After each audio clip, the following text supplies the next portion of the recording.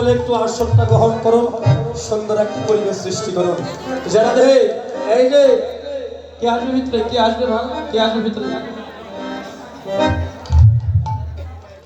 ওই যে ছোট্ট রাধারানী মিষ্টি দাও সবাই একসঙ্গে মেনে রসনা